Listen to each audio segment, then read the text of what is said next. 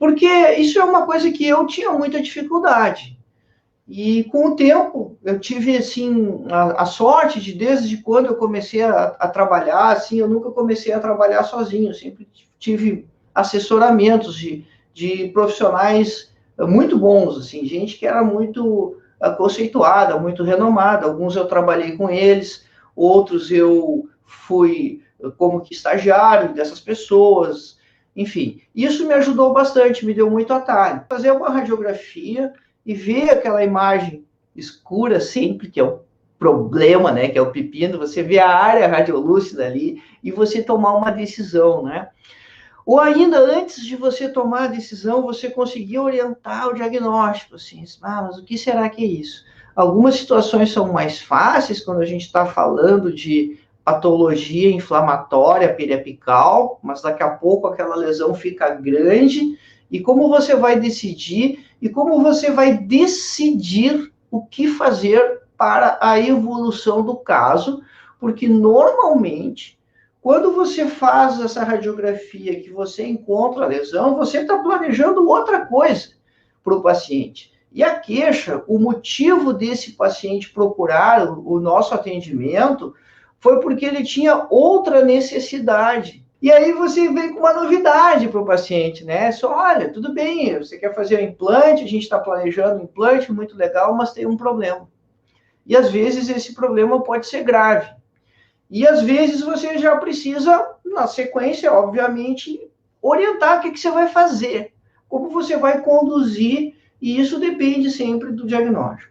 Então, essa era a grande dificuldade que eu sentia. Poxa, é um achado radiográfico, o paciente tinha uma expectativa completamente diferente, porque ele queria recolocar os dentes, fazer uma reabilitação, e aí, cara, você acha algo lá inusitado, e que a gente precisa ter uma noção, se não do que é, do como fazer, do como conduzir, porque isso vai mudar tudo.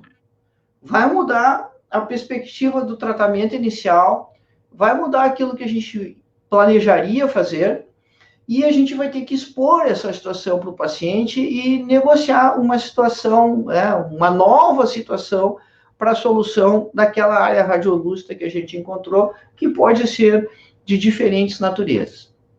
A questão é que, por imagem, dificilmente a gente vai ter o diagnóstico conclusivo. Você pode ter uma boa orientação do diagnóstico conclusivo quando as lesões são radiopacas, tipo odontoma, cementoma. Quando é radiopaco, você costuma ter uma ideia melhor do que está acontecendo ali e ter mais critério, né? Se você tem menos possibilidades de diagnóstico diferencial, a verdade é essa.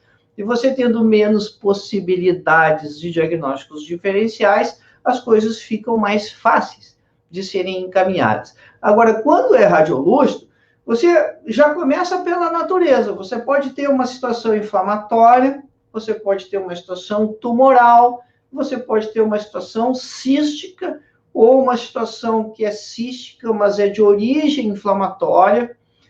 E aí, bom, você está com uma lista desse tamanho de possibilidades e você vai ter que definir de forma muito assertiva, né, como você vai fazer essa conduta ou essa abordagem com o paciente. Então, o que a gente acha certo fazer? Primeiro é você abrir o jogo e discutir o caso com o paciente, você mostrar o que apareceu, considerar as possibilidades do diagnóstico, não todas, porque é muito grande, e a gente vai justamente começar conversando de situações que são raras, porém muito graves, então é preciso você estar atento nisso, né? Você perceber nuances das imagens, a gente tem que treinar o olho, o radiologista pode nos ajudar muito, você ter contato com o radiologista pode ajudar muito, principalmente se você trabalha com imagens com frequência. Por exemplo, se você faz ortodontia, se você faz implantes, se você faz remoção de sisos ou mesmo cirurgia bucofacial, esse contato frequente com o radiologista, de conversar, não precisa ser pessoalmente, né? Conversar mesmo que virtualmente, ajuda muito a orientar o processo de diagnóstico, e nós que fizemos a parte clínica, aprendemos muito conversando com eles.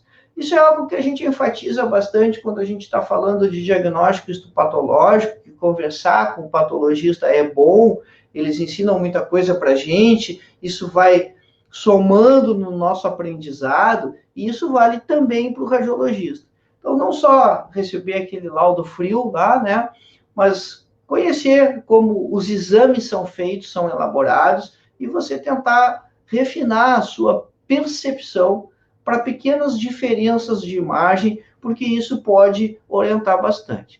A radiografia é um jogo de sombras ali, e quando você faz uma tomografia, uma conibinha, uma tomografia computadorizada, hospitalar, médica, você tira esse jogo de sombras, mas aí você está vendo uma fatia de um pão, que você cortou todo ele, e você está puxando uma fatia e está olhando só aquela fatia e não mais o pão inteiro. E quando você olha o pão inteiro, aí você tem toda essa questão do jogo de sombras.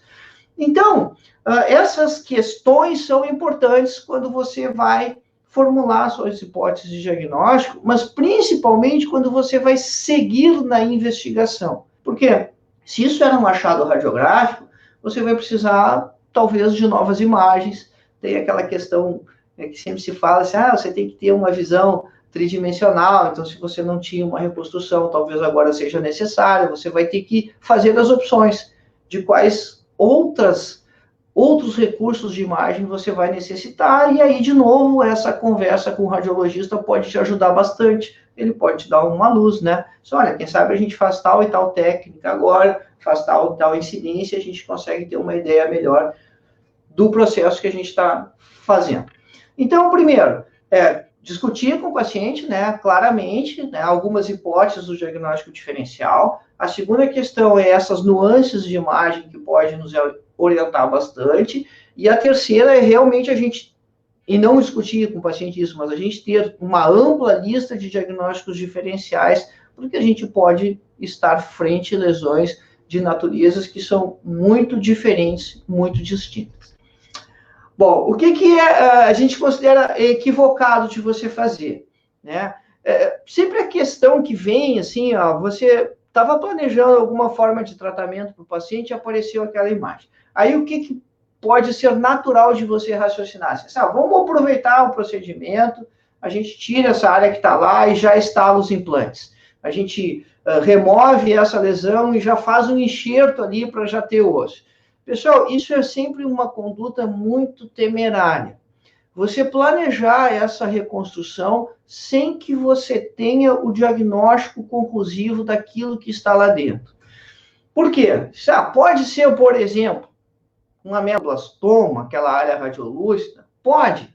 E aí você colocou os implantes, você fez enxerto e você vai ter que fazer uma cirurgia grande ali de ressecção para tirar o resto da lesão, porque o ameloblastoma é infiltrativo. Ou se você não faz isso, o paciente vai ter que ser encaminhado para fazer essa cirurgia. E aí todo aquele trabalho de reabilitação que você já construiu vai ser perdido.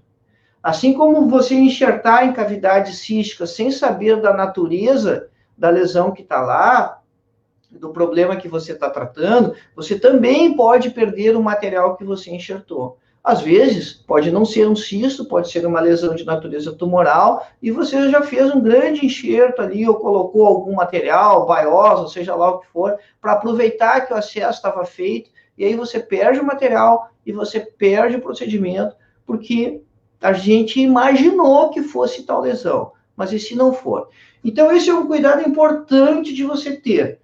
Você deixar esse planejamento de reabilitar ou de reconstruir quando você já souber, afinal de contas, que lesão era aquela que você estava tratando.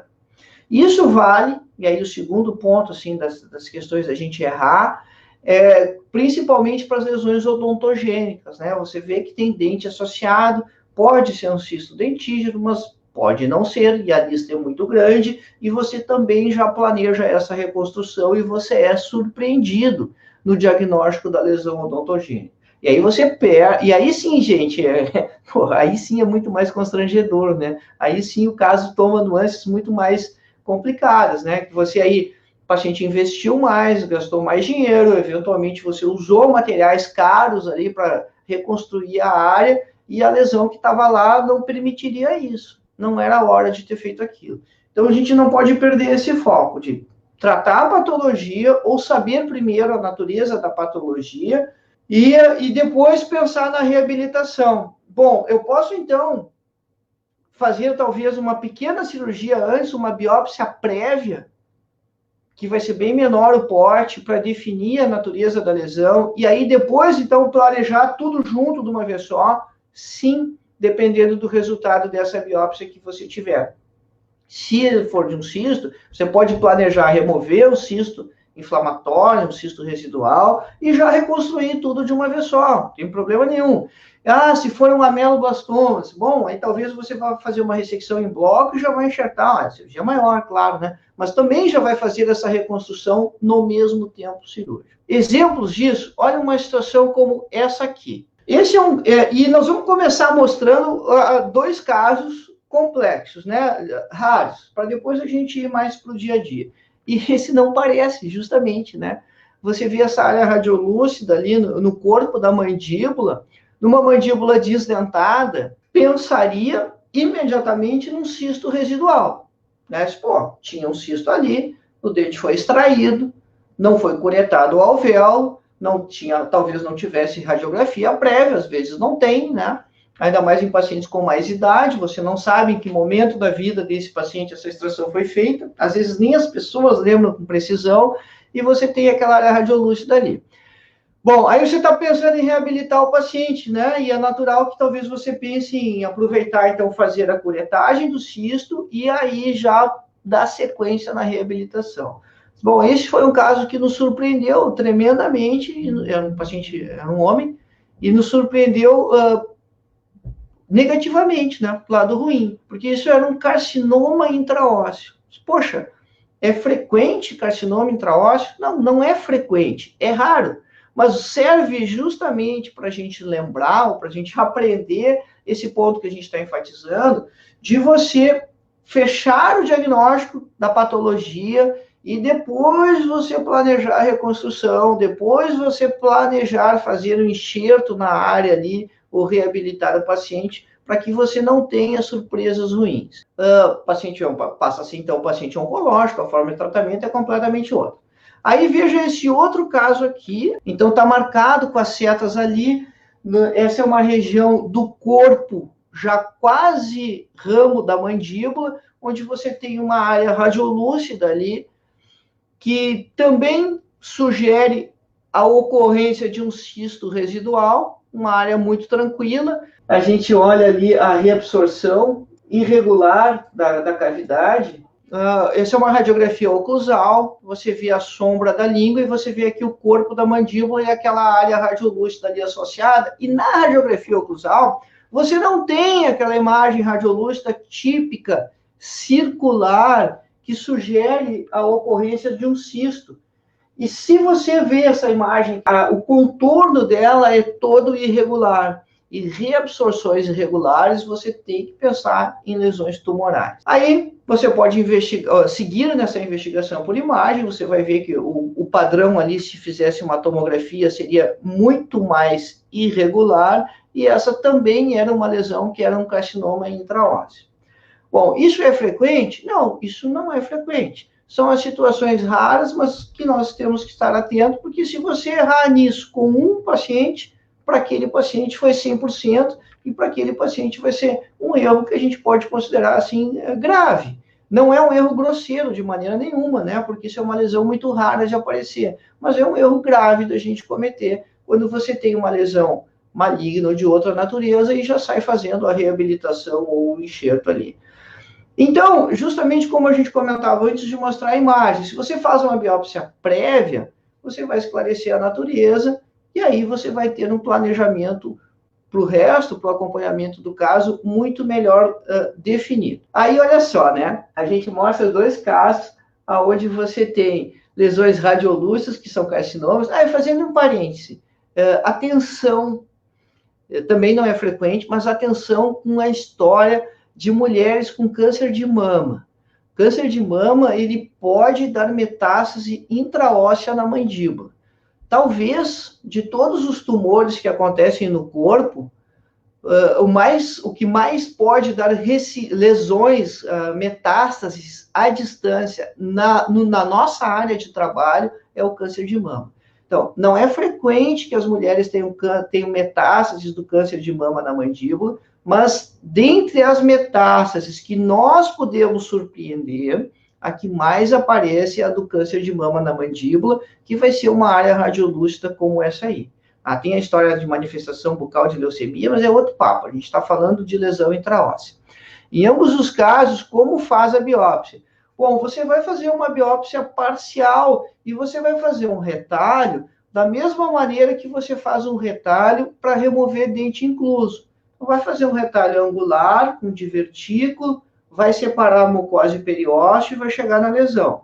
Então, vê bem, faça um retalho como dente incluso, não faça uma incisão direto na área radiolúcida ali. Então, você vai fazer aqui na crista do rebordo e vai descer para vestibular e vai descolar. Vai abrir como uma página de um livro ali. E aí você vai encontrar a lesão lá, talvez tenha cortical, se tiver cortical vai ter que tirar a cortical, essa cortical não interessa para o exame e você busca um fragmento lá de dentro.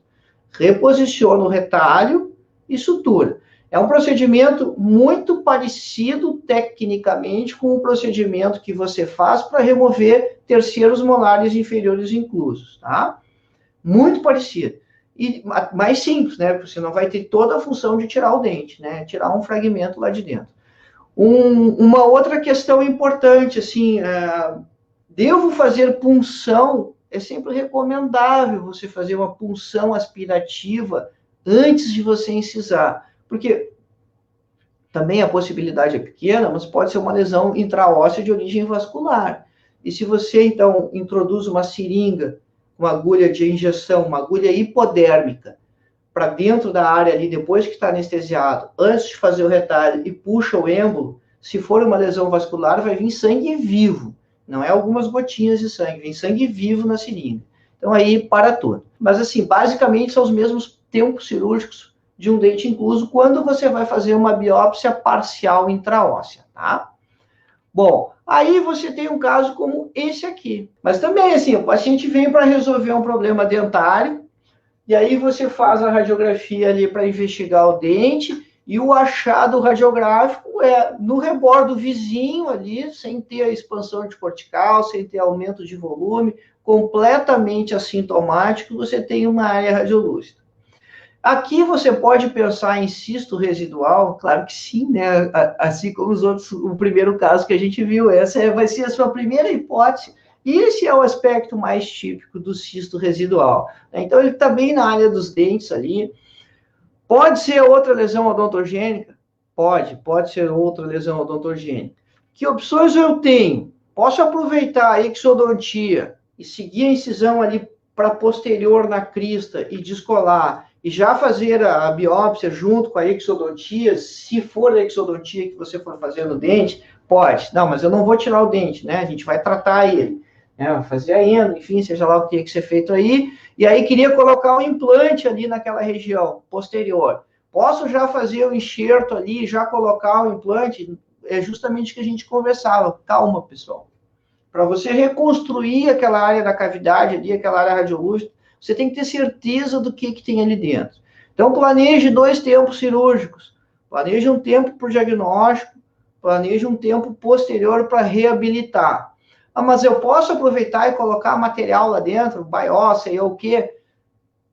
Pode, né? Mas como a gente comentou, assim, e se esse material, e se for uma lesão que não seja um cisto residual, você tem que ter sempre uma luz amarela, vermelha do painel acesa quando você vê essas áreas radiolúcidas, porque a hipótese ou a quantidade de diagnósticos diferenciais envolvidos, ela é muito grande.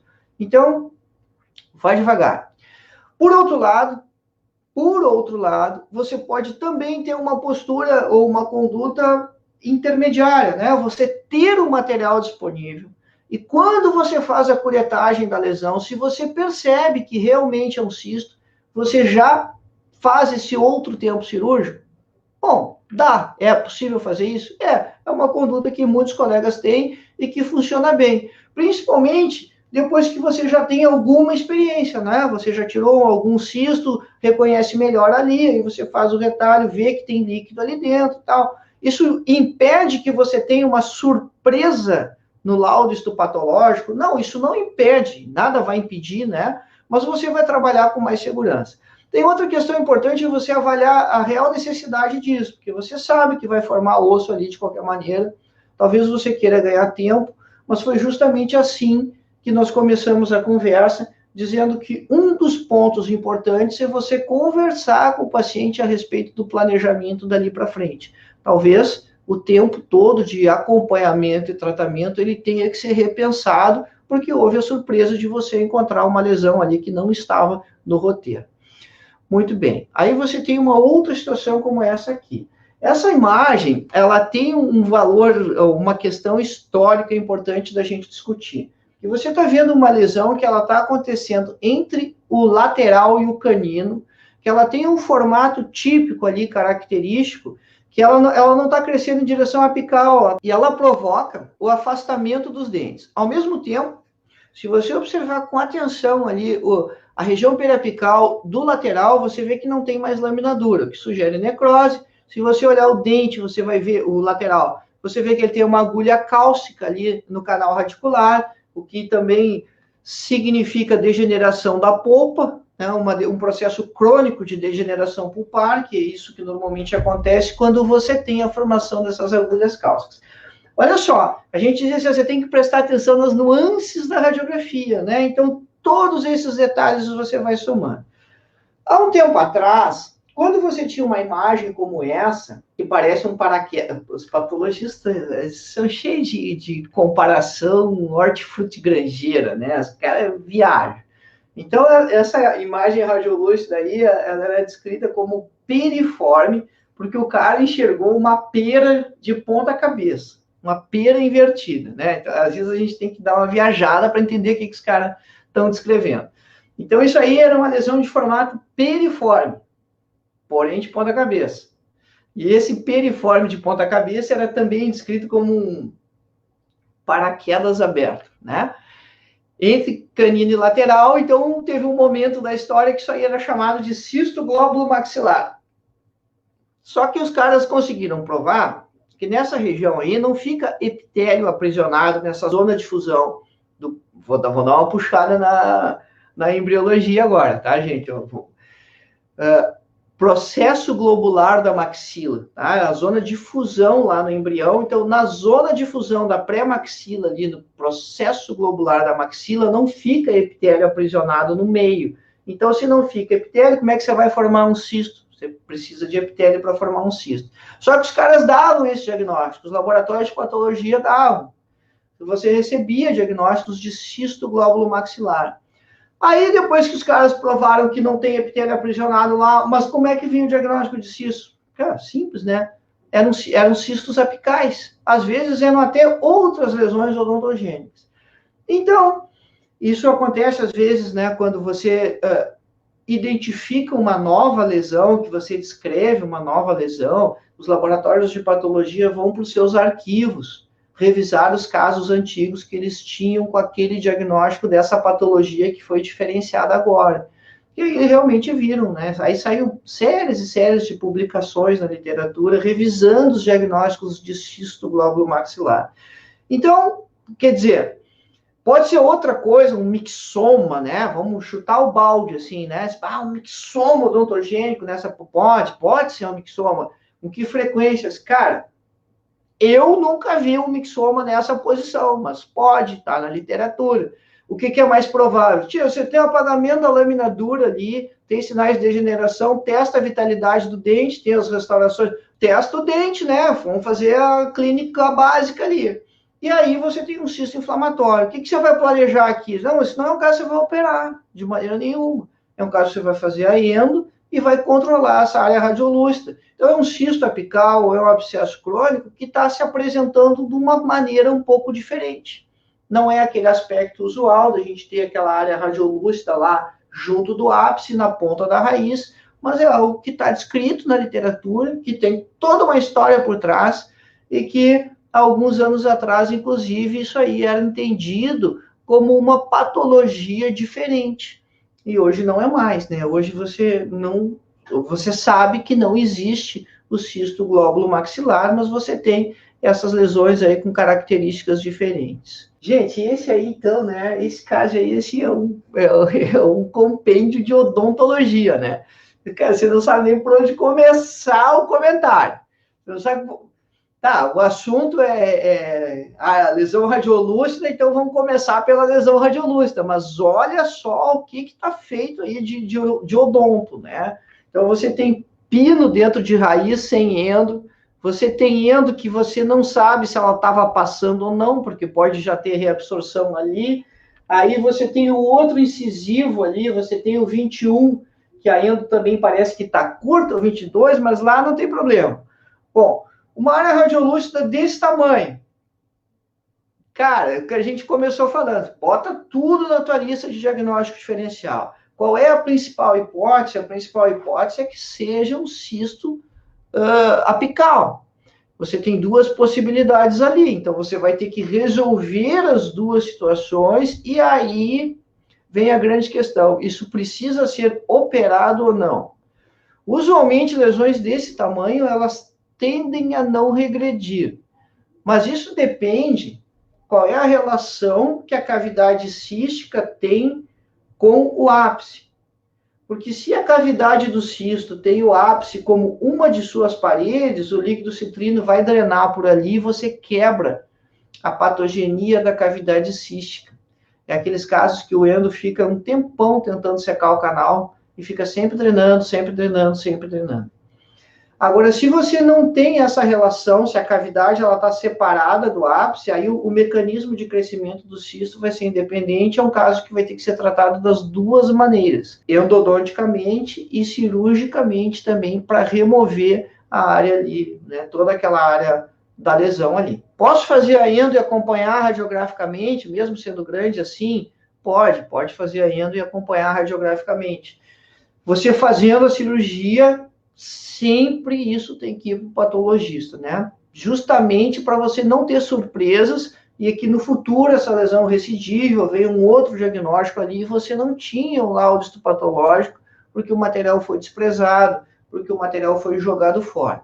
Então isso não pode acontecer, né? Fez a remoção, abordou cirurgicamente, cara, aí tirou coisa da boca, ainda mais ali de dentro da maxila, então tem que mandar isso para exame. Você vê uma lesão associada ali ao ápice do 37, mas se você observar o 36 e o 35, você tem outra área radiolúcida ali associada. Você tem um problema endodôntico ali no 36. Então, você poderia ter um cisto que cresceu para posterior e acabou envolvendo ali o 37, o ápice do 37, poderia.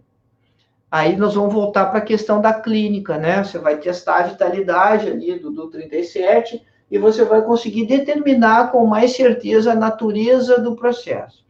Você pode pensar, eu disse isso no início, né? Em outras coisas, cara, sempre considera outras possibilidades, né? Mas quando você tem uma causa evidente, e essa é a diferença dos dois primeiros casos que nós vimos, nos dois primeiros casos que nós vimos, você não tinha uma causa evidente ali para fazer a relação.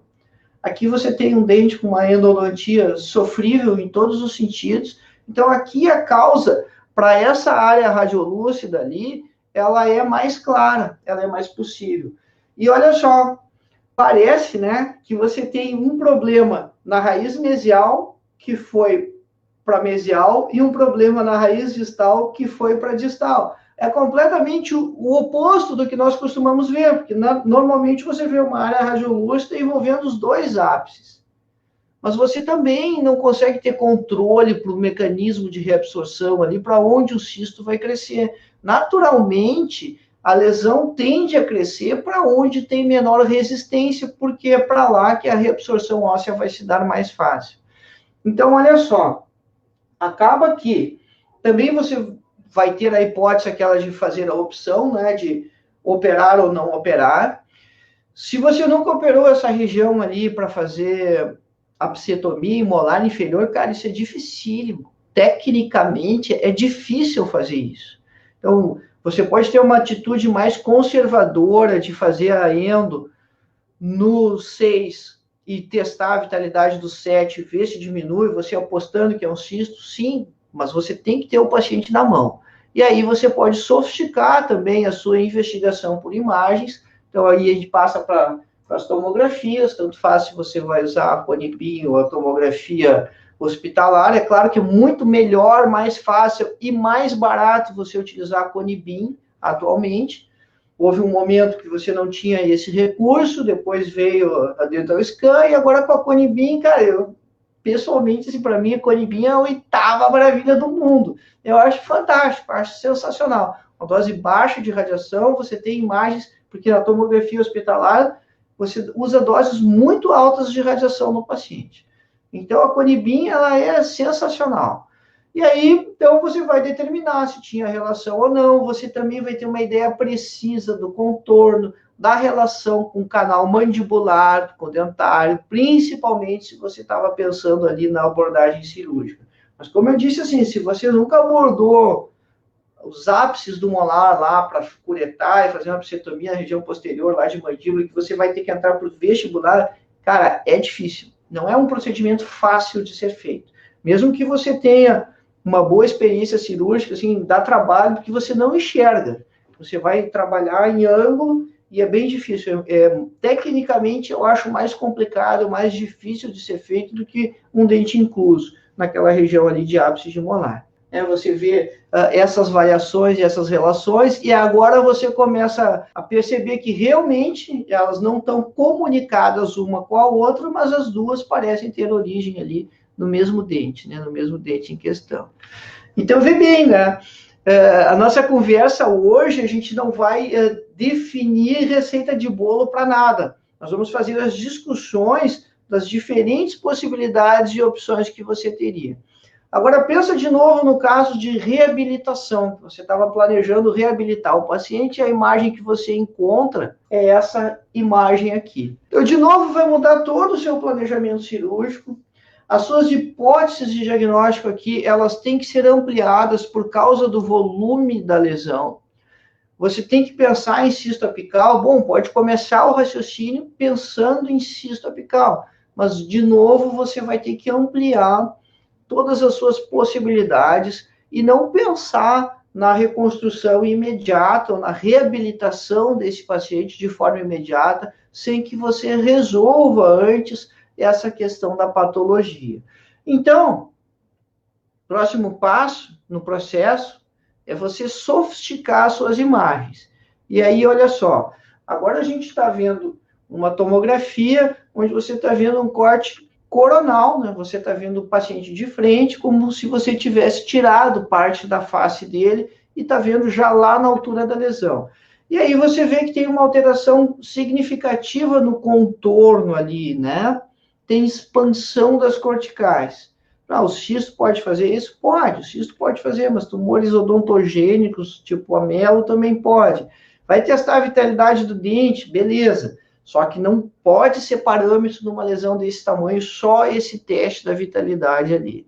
Aí, vejamos um corte axial. Mas no corte axial, você vê que essa expansão de cortical, ela é bastante significativa. Então, a minha sugestão no manejo desse caso é, primeiro, definir a patologia. Então, vai abordar a lesão, e aí você tem um defeito muito grande aqui, né? Uma área muito grande que você precisa de formação óssea antes de pensar na reconstrução. Então, faça um retalho amplo, pode decidir se você vai fazer uma biópsia parcial ou total, ou aqui, na verdade, você tem 3 situações, quando você vai manejar isso aí. Você pode já optar por remover tudo, só que o paciente precisa saber que você pode ter uma surpresa no diagnóstico. Tipo, pode ser um amelo? Pode ser um amelo. E aí, sendo um amelo, vai ter que fazer uma cirurgia maior. Então, isso precisa ser dito antes, né? Precisa ser conversado antes. A segunda hipótese é você decidir fazer, já na saída, vou fazer uma biópsia parcial. Então, faz aquele retalho que a gente comentou antes, angular, da mesma forma para incluso, estende ele ali, né? Não posiciona o retalho em cima da lesão, leva ele para tecido saudável, descola, abre como abrisse a capa de um livro, né? Separa o retalho e o periósteo, ali a mucosa do periósteo, e tira um pedacinho lá de dentro. Ou você também já pode considerar a hipótese de que você, percebendo que é uma lesão cística, quando você for fazer essa biópsia parcial, você já tira tudo, né? Então, são essas as hipóteses que você pode discutir com o paciente. Olha, a gente vai abrir, tendo a confirmação que isso não é sólido, que isso é um cisto, nós já vamos tirar tudo de uma vez só, ou senão a gente vai tirar uma parte da lesão e depois o senhor ou a senhora, no caso aqui era um senhor, vai ter que fazer um novo procedimento para a solução definitiva da patologia quando a gente souber nome e sobrenome dela. E aí, né, a história sempre, né, poxa, eu estava pensando na reabilitação e apareceu esse negócio no caminho. Mas vamos fazer duas coisas, né, dobrou o serviço agora, tem mais coisa para ser feita aqui. Primeiro tem que tratar a patologia, para depois a gente pensar na reabilitação. E aí você vê aqui já abordando.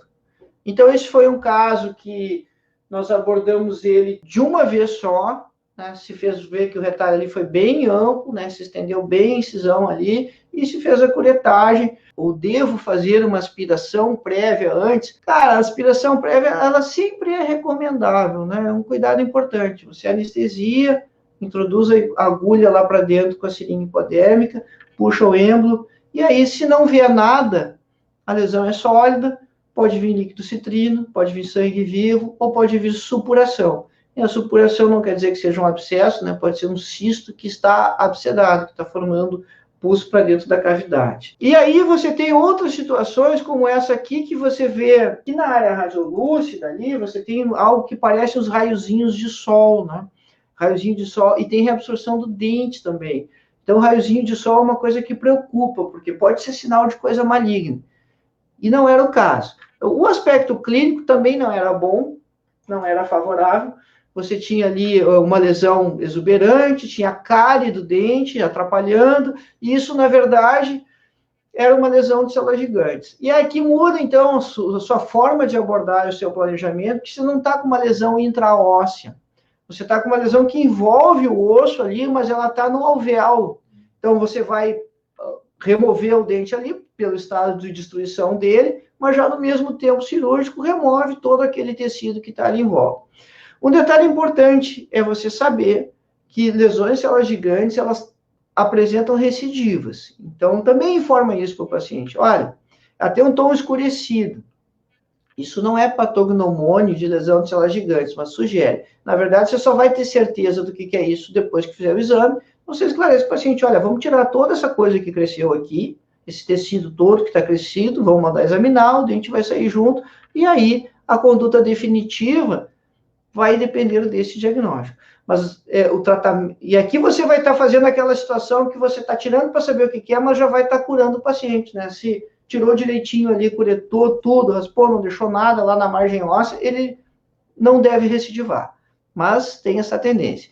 E um caso dessa mesma situação, mas com manifestação diferente, é esse outro aqui. Outro paciente, de outro lado, você vê que aquele molar, ele está flutuando ali na imagem radiográfica, né? Ele está flutuando justamente porque ele está dentro de uma lesão de células gigantes, ou de um granuloma periférico de células gigantes, que, né, você vê que parece que até tem uma bolsa ali, tem uma área de supuração, e tem, de fato, mas, na verdade, o problema todo aqui, com esse aumento de volume, não é um problema periodontal, é um problema exofítico, né? E aí, assim, pessoal, tem todo o processo de diagnóstico, né? Você fez a radiografia ali para ver o tamanho da lesão, para ver o envolvimento do dente, mas isso tem todos aqueles passos, né, de tempo de evolução, isso não dói, isso tem mais de anos de crescimento, então isso vai ajudar você a diferenciar de um abscesso periodontal, tá? Você tem situações relacionadas aos terceiros molares, e aí, pessoal, não tem um tamanho definido para você definir, saber com certeza se é cisto dentígero ou não. Cisto dentígero tem que ter o dente associado, mas quando você já tem esse tamanho, certamente é um cisto dentígero, porque está muito volumoso para ser só o folículo pericoronário. Então, quando você remover o dente, remove junto toda aquela área ali e manda para exame histopatológico para você confirmar o diagnóstico, tá? Então, aqui fica mais simples, né? Você já vai tirar o cisto, e vai ser fácil tirar esse cisto, né? Porque o cisto reabsorveu ele lá atrás, você não tem área de retenção ali. Mas tem situações que você pode ser surpreendido, como esse outro caso, onde o dente está lá embaixo, e aqui você já está vendo as reconstruções, uma área radiolúcida importante associada junto ali. E aí aqui você vai pensar em quê? Em tudo. Tudo. Vai pensar aqui em tudo que você conhece de lesão, doutor Gênio, pode ser qualquer coisa.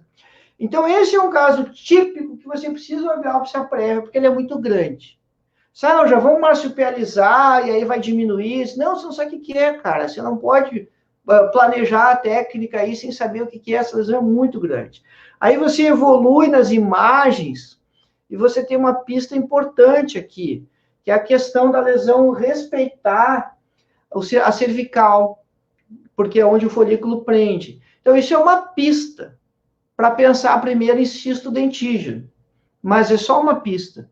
Então, casos desse tamanho, quando você tem um envolvimento muito maior, a conduta aqui é sempre a biópsia prévia antes de você planejar o tratamento. Então, aqui para tudo, né? Não tem como você planejar nada de técnica antes de nome e sobrenome, porque é grande demais, ocupa muito volume da mandíbula.